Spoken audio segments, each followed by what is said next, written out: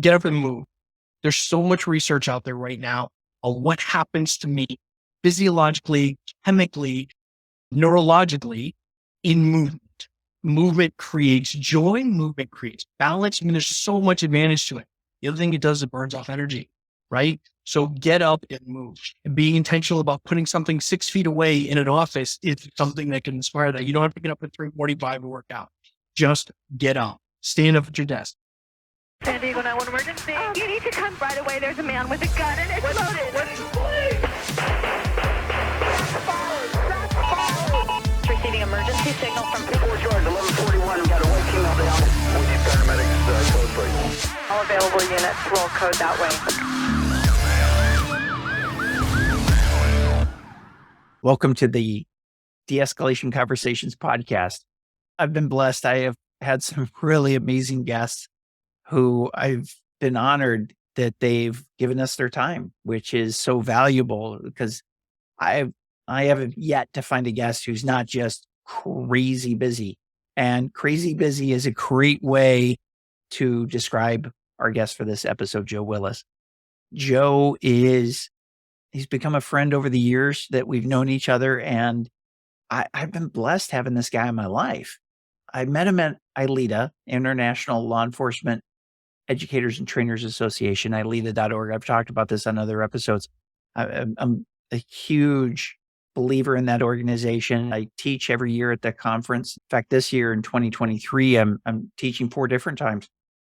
It's always in March. It's always in St. Louis. It's always around St. Patty's Day. So check that out if you haven't. But I want to introduce you to Joe Willis. Joe is, besides just an amazing man with a huge heart, he's an experienced learning and development professional who has a passion for #responder readiness. He specializes in developing leaders of character, professional organizational climates, and high-performing cultures of trust. He's a retired U.S. Army First Sergeant. He currently serves as the Chief Learning Officer for First H.E.L.P. If you don't know about First H.E.L.P., we're going to be talking about that today. We're going to be having a conversation about it. First H.E.L.P., their goal is to smash the mental health stigma for first responders and to honor the lives and the service of those who've been lost to suicide by caring for their families in the aftermath. Ladies and gentlemen, I want to introduce you to my friend, Joe Willis. Joe, thanks for being here on the show. Thank you so much for having me. And, you mentioned that you're blessed. I will tell you, having met you and the work you're doing and the way you've opened the aperture for me for training, I genuinely appreciate you as a friend. And I consider you to be a mentor too, man. Really, I do appreciate it. Thank you for the opportunity.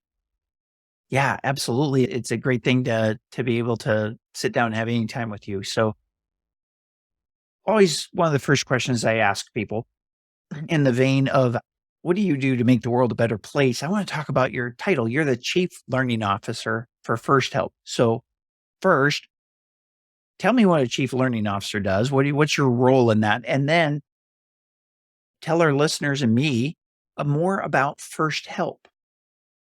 Yeah, so Chief Learning Officer is essentially a steward of learning for an organization. And so organizations all over the place have chief learning officers, and their job is to ensure that learning occurs in the way it's supposed to for a learning organization. As the chief learning officer at First H.E.L.P., a couple of the things I oversee are both internal and external education programs. And so truly honored and blessed to have a great team that supports in that and some great programs. As part of First H.E.L.P., what we do is, our mission is in our name: honor, educate, lead, and prevent, help. And so in that honor space, one of the things that we've come to learn initially, when we first started as an organization in 2017, we realized right away collecting data was a big piece of what we did, trying to understand the suicide epidemic that affects first responders disproportionately to other professions, and to really understand what's happening there. Well, as you collect data in numbers, those become stories, and those stories happen to be families.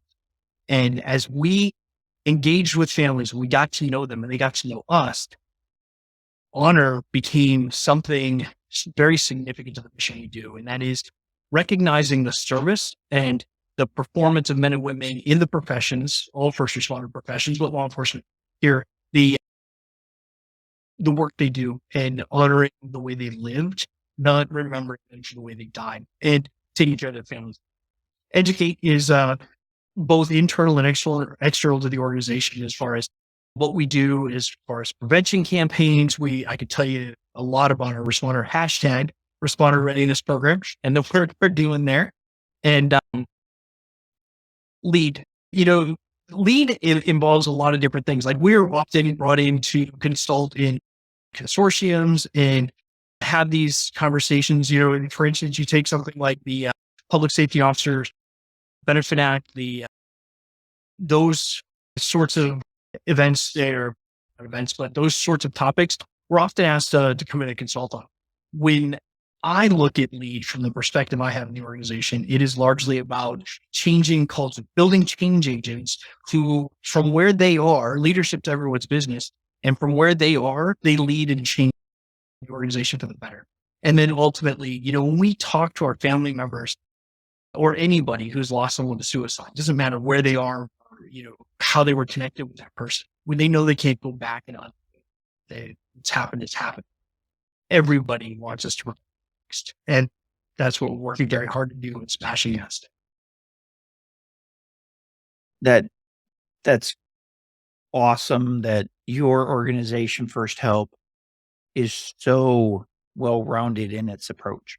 And it's not just singularly, I actually said that word right, I think. It's not focused with a single lens. It's doing so many different things. And I love that you guys are caring for the families in the aftermath, because so many times the families are left, even if they happen to understand why that person committed suicide, they're still left with tons of questions about it. And like you said, can they go back and undo anything? They can't. But there's always that survivor's guilt and second guessing that goes on. So, and unfortunately, suicide, I spent 30 years with San Diego PD, and I honestly, I couldn't count. It would take more than both hands. I'd be taking off my socks and to be able to count the number of officers that I knew that committed suicide. And that's tough. And so being wrapped in that world, I'm going to ask you a question that we didn't discuss. And that's, how do you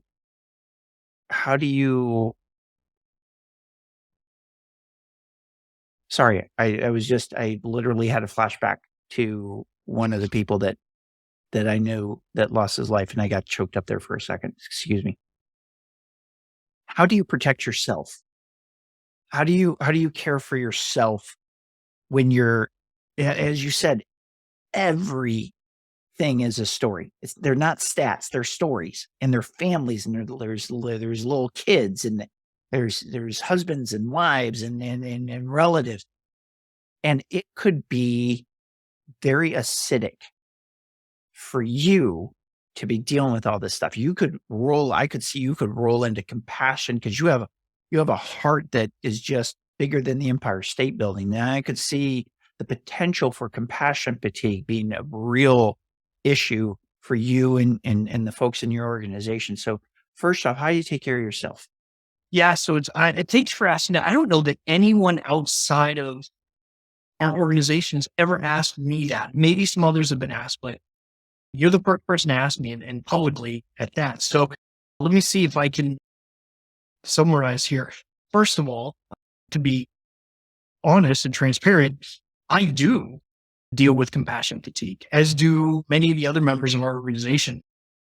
And we've acknowledged it amongst each other, especially those of us who've been around since the beginning, those of us who are deeply entrenched in the stories and staying connected. And I will tell you a couple of things that, first of all, walk the walk. We don't just talk the talk.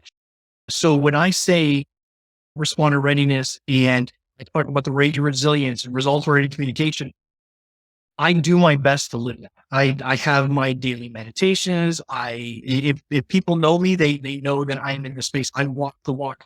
I have to, because if I didn't, this would just destroy me. There's that. The other thing that we do is amongst the board, we've got the board that we've all known each other for so long. We rely on each other then to catch each other in those moments. This is weighing on us. And so we check in on each other. And lastly would be, it's so easy to grab a hold of a problem and to make that the problem. And that you've heard the analogy that when the only tool in the toolbox is the hammer, a problem becomes a nail. It's bigger than that. And I think we've been very intentional about encouraging each other to go ahead and step back, pay attention to these other things, be diverse about what we're consuming. There was a time, man, where I was literally scrolling through my phone, doing research on suicides and looking for suicides that weren't being reported. And it was just consuming 24 hours a day, it seemed like, right? I would wake up. But being intentional about my own mental health has been an extreme benefit. Very cool. Well, I don't know if I ever told you or not, but I've been working a suicide hotline for a little over 6 months now. And I work it a lot. I work 40 hours a month. And I also, that's anybody who calls 988 or any crisis line specific will answer calls for. And then I also work cop line, which is just for law enforcement. And I do 16 hours a month. So 56 hours a month, which is that's like a third of a full-time job. Yeah. Every month I'm taking crisis calls. And I know how that can wear on me, talking people off the ledge, literally sometimes. Yeah. And so that responder readiness, that resiliency practice, I know for me, if I didn't have that, because we know from, I did 30 years in law enforcement, and I was on peer support team for, I think, about 24 years, 25 years of that time. And so it can wear on you. And so I love what you said about, you have your meditation, having journaling, having an exercise routine, having those things set where they're non-negotiable. So as an example, I use 3-2-1. And I think you and I have talked about we've talked about it. I love it. Go ahead. Yeah. I think it's a tremendous practice. So 3 hours before, so I have a set bedtime, which for me is 9:00. And with the exception of when I'm working the crisis lines, the suicide hotlines, sometimes I violate 3-2-1. So I'm not perfect at it, but probably about 95% of the time I'm good on it. So set bedtime, 9:00. So by 6 p.m., 3 hours before I go to bed, I stop eating. I've had my last meal by that 3 hour mark. 2 hours before bedtime, I stop work. And then 1 hour before bedtime, I stop electronics. No phone, no computers, no TV, nothing electronics. If I'm going to read, I got a hard copy book. And that's oftentimes that last hour is when I'm doing my journaling. I call it a mind dump. So I'm getting everything out, what I'm going to be doing the next day, what are my goals for the next day, what happened today, what worked, what didn't. It's kind of, watching those game tapes in my head and getting it down on paper. And because I'm able to do that before I go to bed, that mind dump gets rid of those looping thoughts. And so that 3-2-1 is great. And then in the morning, I joked I'm a member of the 5 a.m. club. So I'm usually up around 4:45, and I'm going to be actually back in that, getting up a little bit earlier here pretty quick. But right now, about 4:45, because I like to start my morning slow. And then I'm meditating, doing some more journaling. And I'm at the gym by 6 for a workout class, usually lasts at least half an hour. Sometimes I'll do an extra half hour after. So between half an hour, 30 minutes to an hour. And then I'm home and in shower, change, and at work. And that routine, it's non-negotiable. If I wake up, I'm like, oh, I'm a little bit sore. I'll go to the gym this morning. It's non-negotiable. I'm going. There's something you can do at the gym even when you're sore. I promise you. You can find something. 100%. And the guy who owns our gym, he's actually a friend and a mentor. His name is Todd Durkin. If you ever look him up, todddurkin.com. Amazing man. He said to me one day, and I'm sure I don't think he came up with it, but I heard it from him first. The heaviest weight in the gym is the front door. Yeah, I agree. That absolutely makes sense. The getting out of bed and the getting to, and that's where, the habit, for instance, I don't remember who said it. I was just reminded of this the other day, as far as you want to go to the gym, don't start with a goal to go to the gym.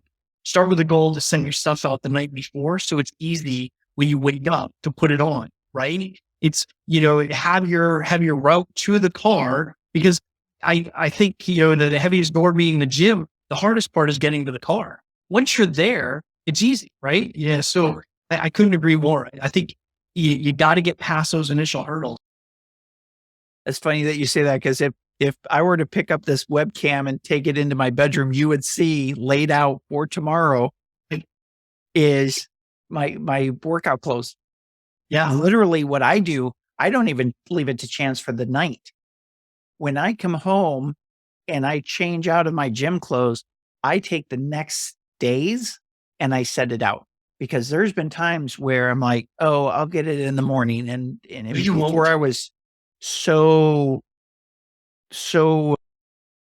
seeing the benefits, realizing the benefits of this mindset of it. It's a decision that's already made. I'm not getting up and going to the gym because I feel like it. I'm going to the gym because I'm going to the gym. It's what I do. And I think that's where those fundamental things start to shift for us, is when we stop looking at it as something I do. No, it's what I do. It's who I am. It is, I am up, it's just ingrained in me at this point. We're sending our dog off to a dog sitter tomorrow night. I feel bad because the dog sitter doesn't know that she's programmed to be on my schedule, which is a 3:45 wake up. And so, and I do it. I love my Apple Watch, because I don't have to worry about waking other people up with my alarm anymore. It just starts tapping on my wrist. And that's 3:45. And then as soon as the dog sees me move, it's on. My day has begun. And so it's those little things that make all the difference. But it's who I am. It's not what I do. Yeah, that's awesome. That's a great way to say it. Have you warned your dog sitter? I just got to ask. Oh, what happened? I would the dog sitter probably would go find a different dog sitter. That's funny. Yep. Okay. So on the next episode that I have you on, I want to hear, just tuck that seat in the back of your head. I want to hear what happened when you went out. My dog sitter fired me. What you're going to hear. Exactly. The hunt is on. All right. So let's get on to other stuff that other people are really concerned about. When you hear the term de-escalation, what's the lens that you look through for that word? I mean, what do you picture that as? How do you describe? I'm not looking for a hardcore definition. There's tons of them out there from IACP and, everybody else. How do you look at de-escalation? It's changed for me over the years, because I'm not out there anymore, and I'm not de-escalating people in these high stress moments. And, I'm not concerned for my safety and the safety of others, but I do genuinely believe de-escalation is about making people feel safe, right? It is, in one way or another, physically or psychologically, making people feel safe. Yeah, that's a really good point, because then we can calm the amygdala down and start to shift them from survival state and executive state. And I'd like to add one thing to that, if I may. I always say everyone in this world, Everybody on this planet has an addiction. And that addiction is to be understood. Yeah. And when you make somebody feel understood, that goes a long way to making them feel safe. And you might think, well, wait a second, that this suspect has a weapon, or this kid in the classroom is turning over desks. Why do I have to make him feel safe? Well, because fear is the root of all conflict. And I want everybody to hear that and let that sink in. Fear is the root of all conflict. So if you were able to remove that fear by making them feel safe, you start to remove that conflict. So I love how you approach that, Joe. Let me ask you this. Let me shift gears again on you. You know, there's a lot of times that people are in situations that require de-escalation, whether it's a teacher in a classroom or a medic or a firefighter on a rig, somebody going in to do home health care. They're taking care of a hospice patient. A lot of our listeners in those areas deal with these type of situations. What tools have you found to be effective when de-escalation needs to happen? Yeah. I would say among the first is realize that it's not about me in this moment. There are times where if my amygdala is activated and hijacking me at the same time this person's hijacking theirs, I've got to get me into a space where it's not about me in this moment. It's about making this person feel safe, and I cannot be a threat to them in this particular time. And I say that knowing that there have been times where they have seen me as a threat and I'm trying to de-escalate them. And we are a genuine threat to each other. But knowing that the second I take it personally, it changes things drastically. Does that help? Yeah. Yeah. Cause one of the things that you had, I think one of your phrases to me before was, don't take it personally. It's not about me. It's important to keep that in mind. Don't take it personally. It's not about me. It's about the situation. And if you take that conflict and make it about you, you're going to stay in survival state. You'll never get into executive state. Absolutely. And some of the ways we can do that, I mean, obviously, if the more, I know this, and I say this, and I know out there somebody's going to hear me say this next word, and they're going to think, well, as soon as I do that, I endanger myself. I understand the need for superiority. I understand the need for safety in a lot of the situations we're in. So when I say predictable, being predictable, consistent, and kind never hurt anybody, right? Obviously, we don't want to tip our hand. And I know out there somebody's going to be like, duck hunting with that. You said predictable. We can't be predictable. To a certain extent, we can't.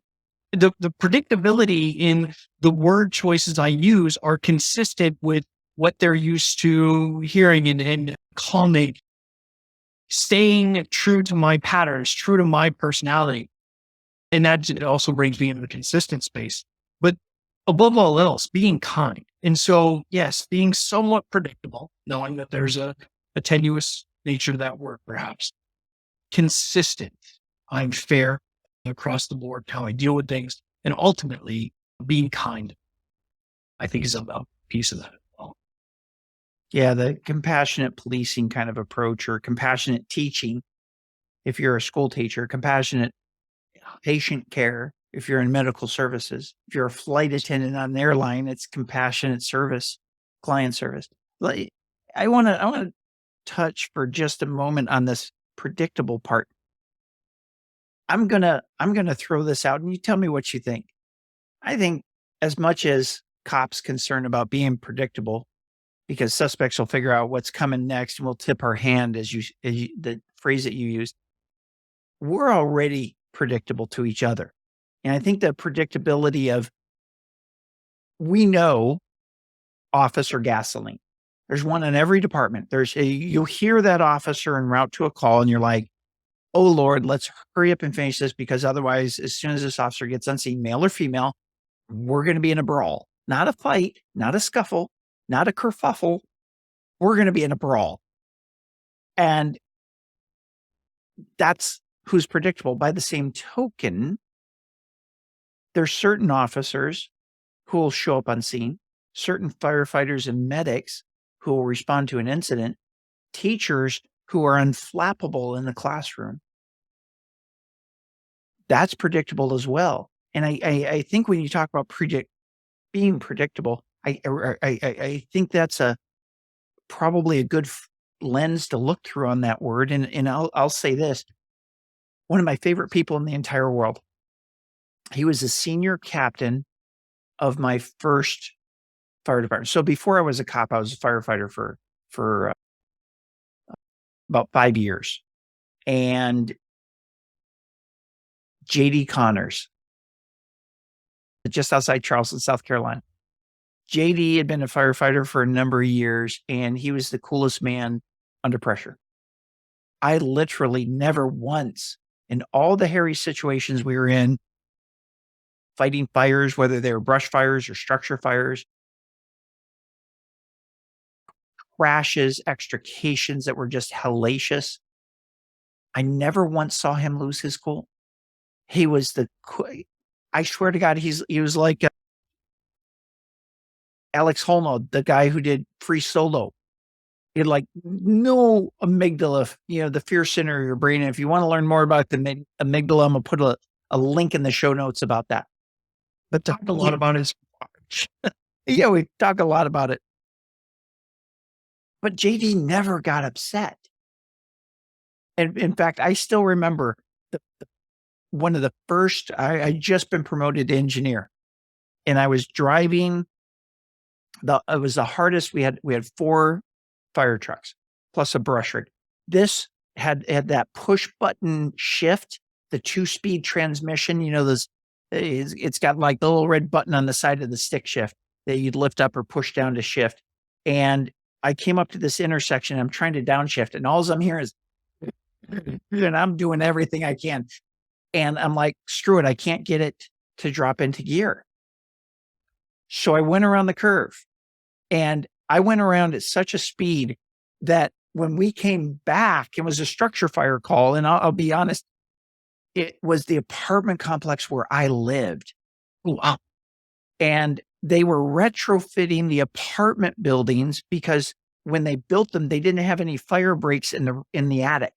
So once fire got up in the attic, it was game over. You were going to lose the entire building. And the address where we were going to, I knew because I lived in that complex, had not been retrofitted yet. Oh, wow. And it was fairly close to my apartment.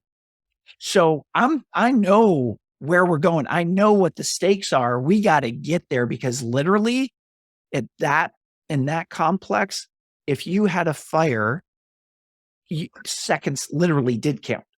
Well, Yeah. when we got back, it turned out to be somebody left. They were making hard-boiled eggs, and they went to the store and left the pan on the fire or on the stove. Water evaporated and the eggs caught on fire. So it was a little baby kitchen fire. Luckily, we were there quick, and it was all the damage was just to the kitchen area of that apartment, smoke damage. We're coming back. So we were on scene like, less than an hour. We're coming back, and we go through that same intersection that I had gone through on that hard turn. And we were like, if we weren't on 2 wheels, I don't know, in this big old fire truck. And what happened was there was so much centrifugal force that water came out of the vent tube on the fire truck. Oh, yeah. The intersection was still soaked about an hour later when we drove back to the fire station. And JD, of course, is on my ear in his very calm manner.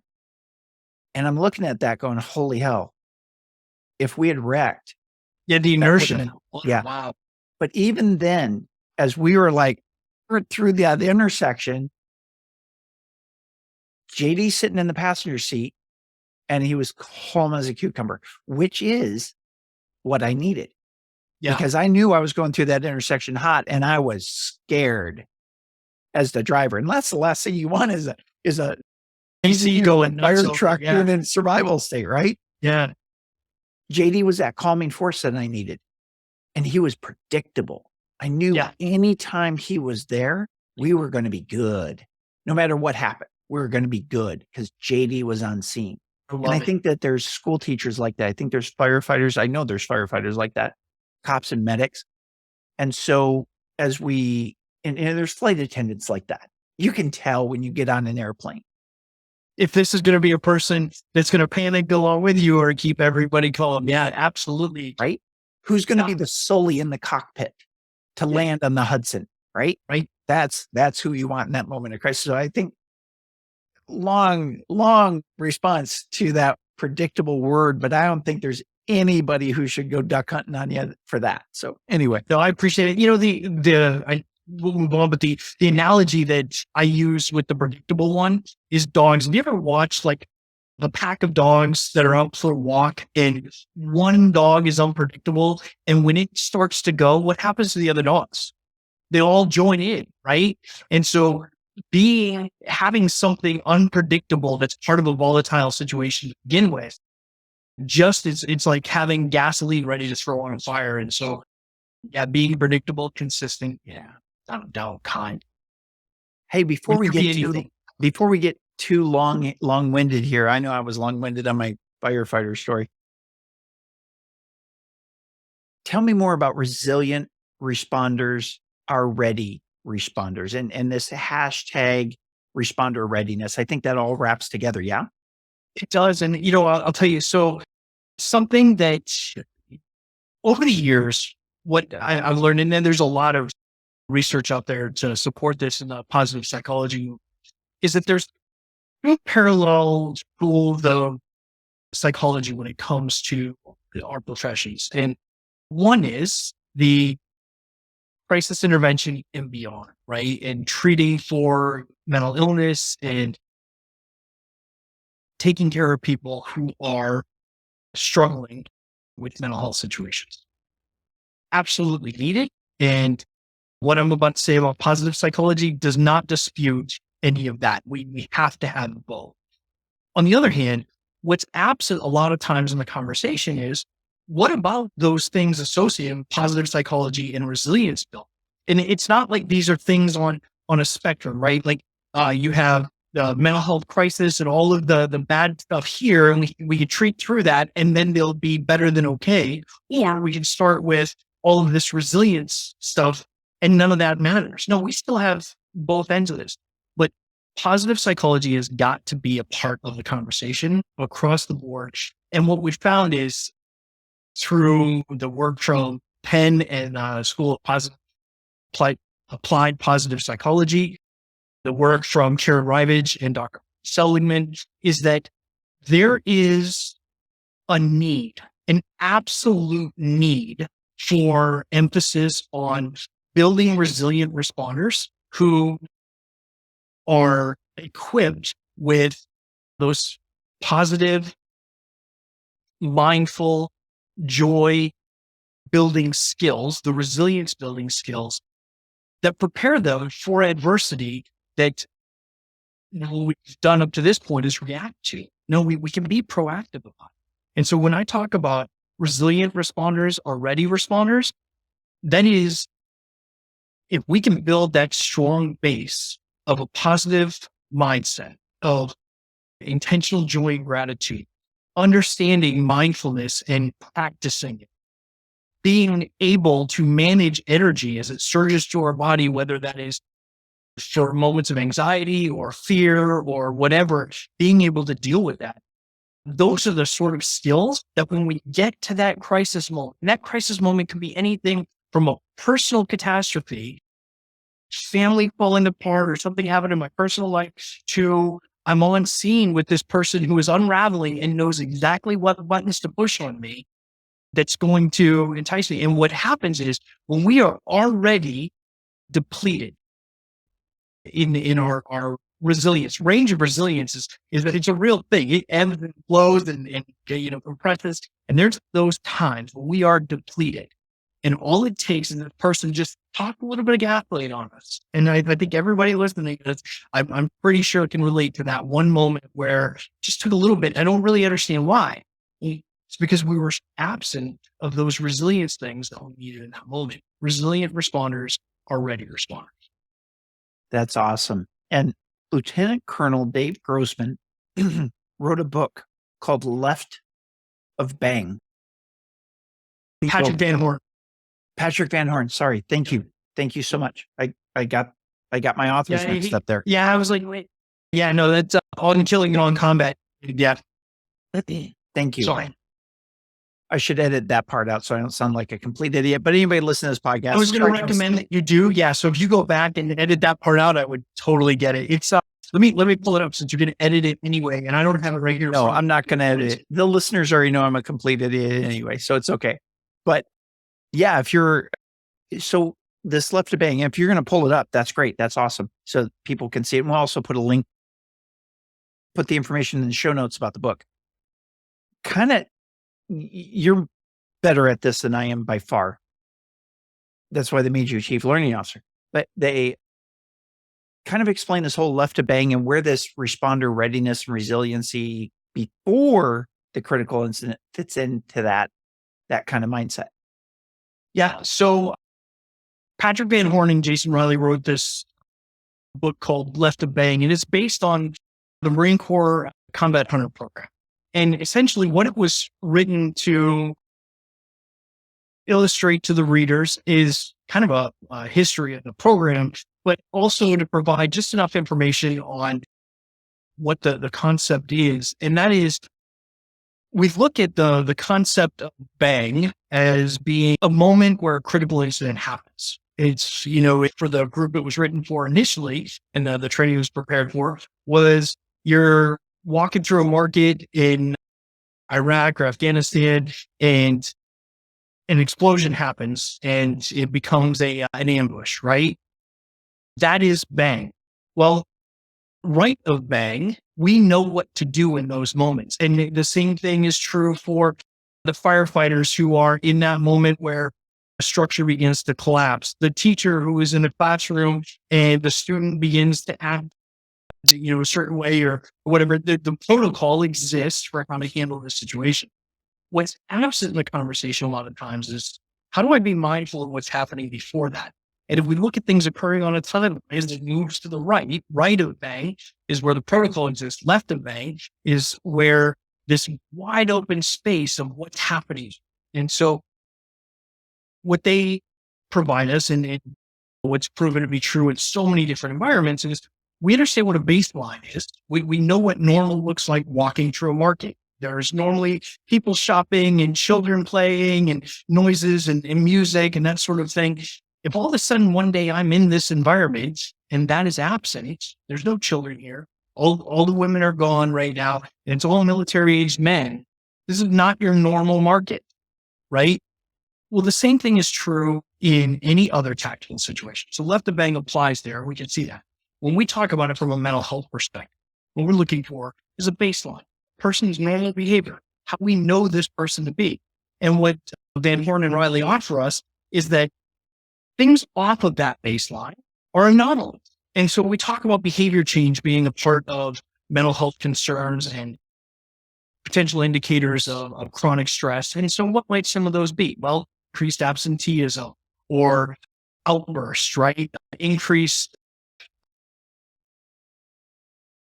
change in appearance, right? So increased weight or weight loss, that sort of thing. So we start seeing these.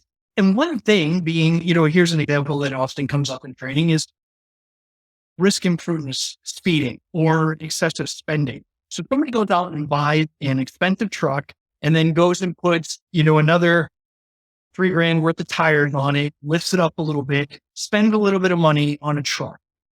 Is that an anomaly that is going to indicate that they're going to lose it on the road one day or kill themselves? No, they're probably not. But now let's put this with a few more outbursts. Let's put this with this individual was recently going through a divorce.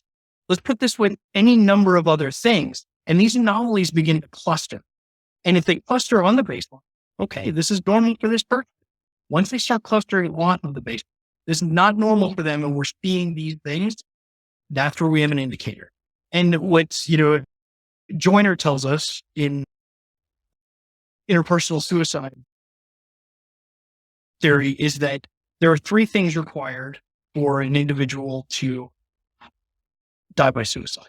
One is thwarted belonging. Is I no longer belong in this environment that's accepted me. It could be a divorce. It could be something happening at work. It could be any number of things. Another one is perceived burdensomness. And so when I see thwarted belonging, and now I consider myself to be a burden, things begin to happen. And I begin to behave differently when those things are present. The third thing is acquired capability. And so if you have perceived burden, thwarted belonging, and acquired capability in the same place at the same time, we are at bang or beyond, right? The farther left of that we can get, the more we see clusters, the more in touch and engaged we are as friends and leaders and just concerned people, human beings, the more likely we are to save someone. Right? That was a very long-winded answer, brother. It's something I get incredibly passionate about. And I'll tell you, resilient responders are ready responders. But when the time comes that I'm seeing things that are inconsistent, I have an obligation to get personally involved in solving that problem. Whether my personal involvement is going to you and using results or communication, not specifically Jerry, but if it were you, damn good well I would.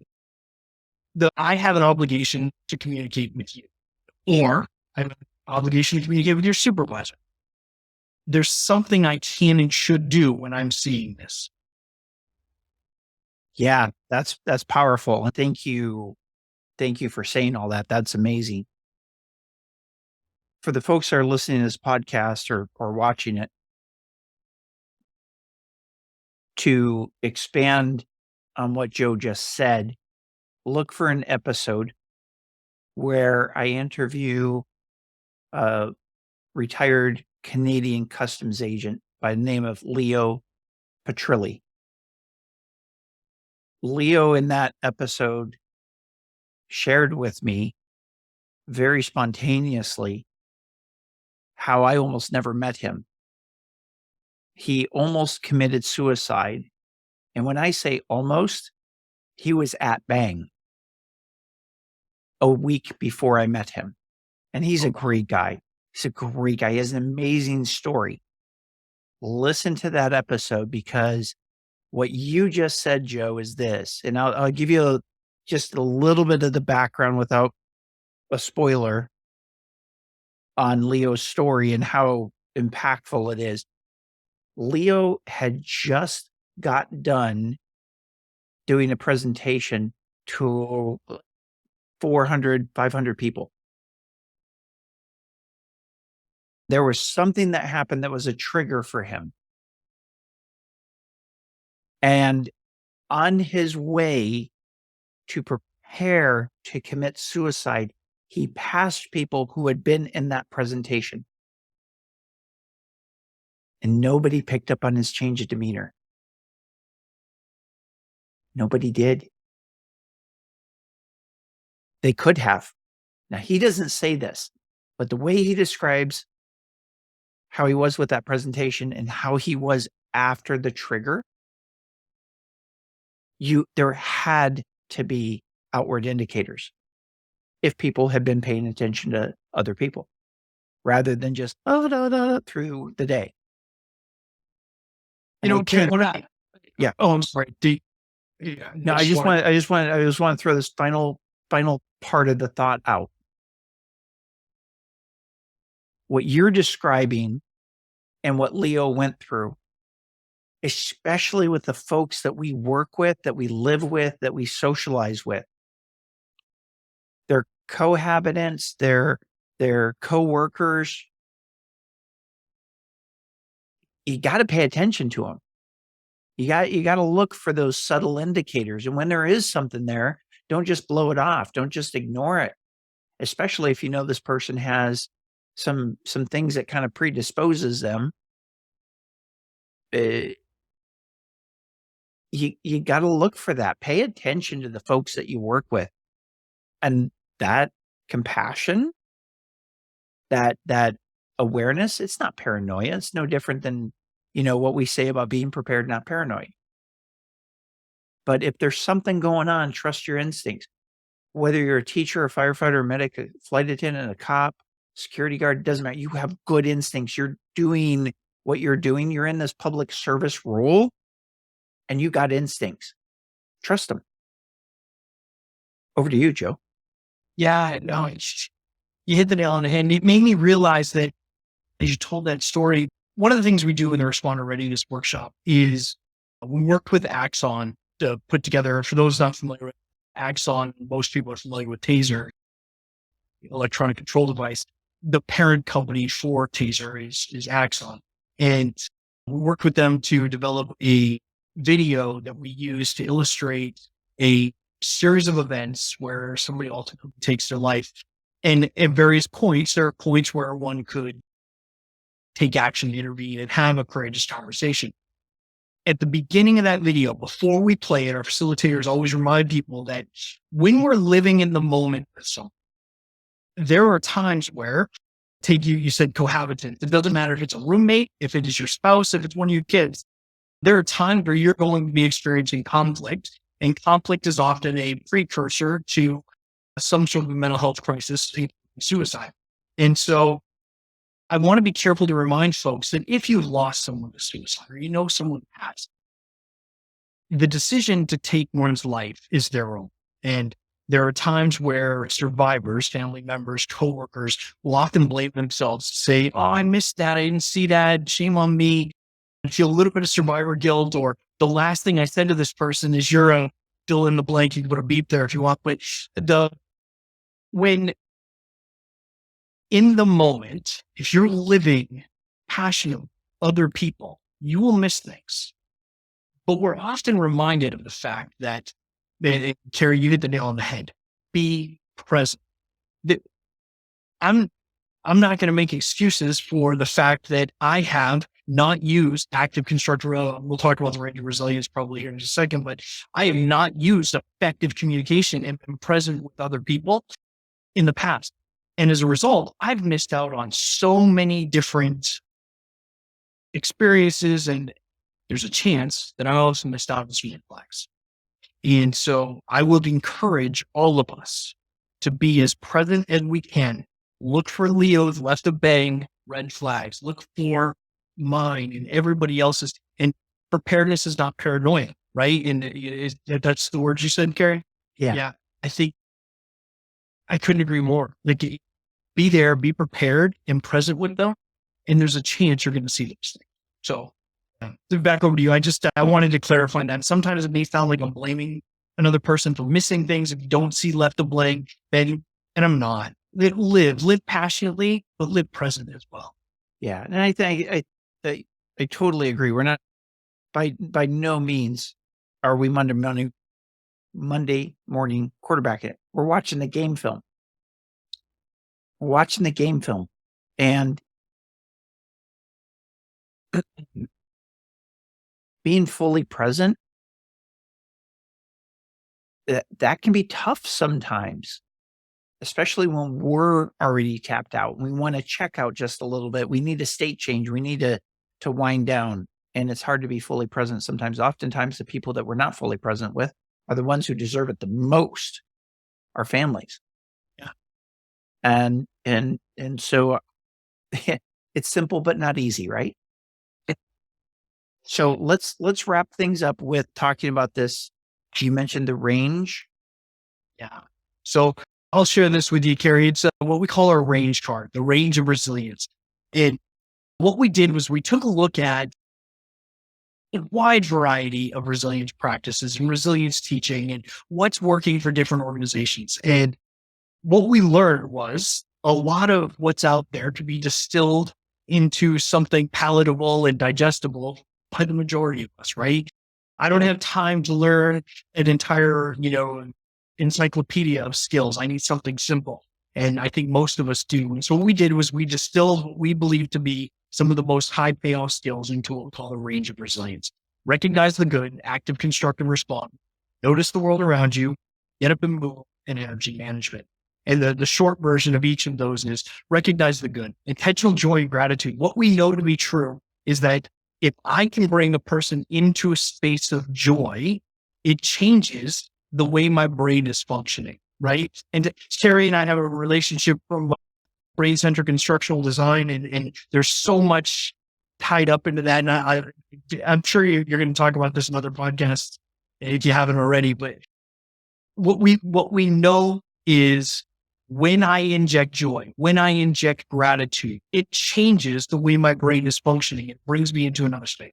I'll leave it at that for right now, but it's a difficult thing to do.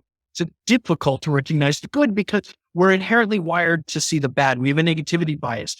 And the time to practice recognizing the good and finding myself in a space of joy is not when everything's falling apart around. I have to be there intentionally each and every morning. I have to build in practices at night. I have to be intentional about how I do this. It doesn't have to be hard. It could be the gratitude journal. It could be the moment at the dinner table, right?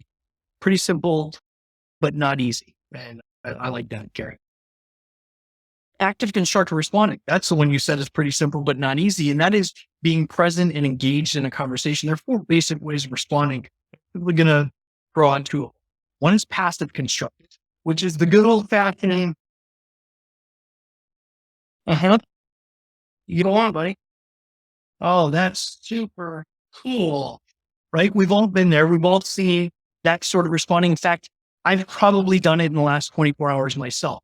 Instead of that, though, what I try really hard to do is be intentional about stop doing that. Stop in the moment when I see myself being passive constructive and turn it into active constructive, which is I sit up, I slant, I sit up, I look at, I ask and answer, I nod or use other nonverbals, and I turn off my electronics. I slant.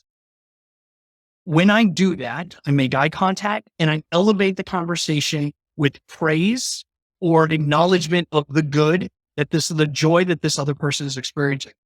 I don't steal their joy, which is another option, and I don't, one up them and that sort of thing. So let's put those aside, be very intentional about how notice the world around you is a grounding skill. Every good mindfulness practice has something about grounding, but notice the world around you, incredibly powerful skill.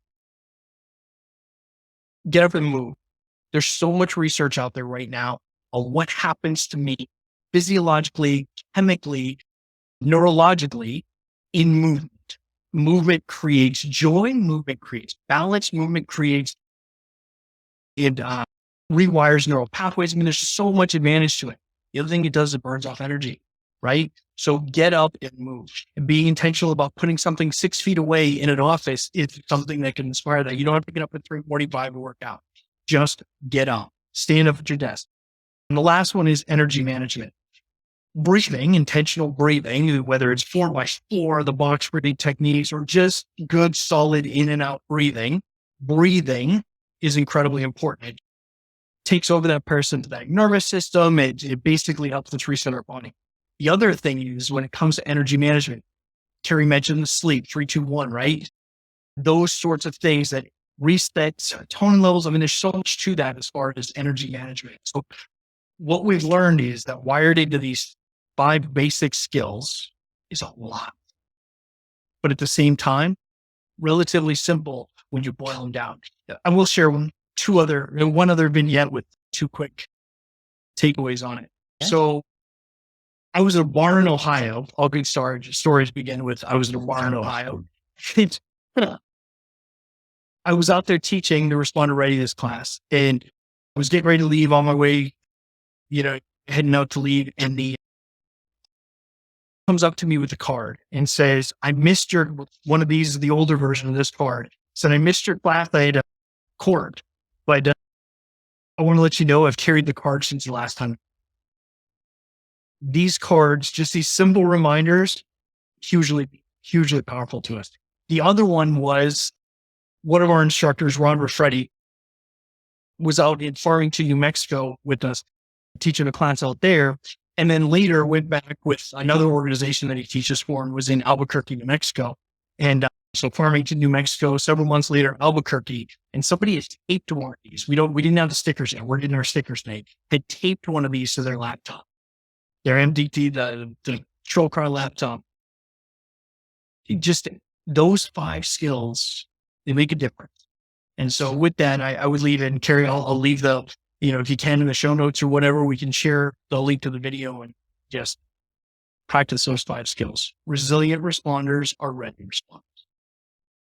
I couldn't think of a more profound way to leave this conversation. Thank you, Joe. Folks, I told you, I'm going to do I told you so here just for a second. I told you at the beginning of this episode how amazing Joe Willis is. And you just heard so much insight, so much great information, so much heart. Thank you. Thank you for being here. Thank you for honoring us with your time. Thank you for honoring us with your wisdom. And there's no doubt in my mind that somebody listening to this podcast needed to hear what you talked about tonight. So thank you for that. I really appreciate it. Listeners, wow, check out the show notes. There's going to be a ton of stuff in there. I'm probably going to violate 321 tonight, working on creating these show notes for you, because there's just so much that Joe has to share. And Joe, will you be willing? I'm going to get you on video right now. You willing to come back and do another episode with us? Oh, you better than me, dude. I'm always willing to come back and have a conversation with you, recorded or not, but I would absolutely love to come back. Conversation. Wonderful. I'm going to hold you that, brother. All right. Listeners, again, check out those show notes. Put what Joe shared with you into action. Don't just let it be knowledge. Knowledge is not power. Knowledge implemented is power. Knowledge is not power. Knowledge is just knowledge. But when you implement it, then it's power. Until next time, as always, stay safe.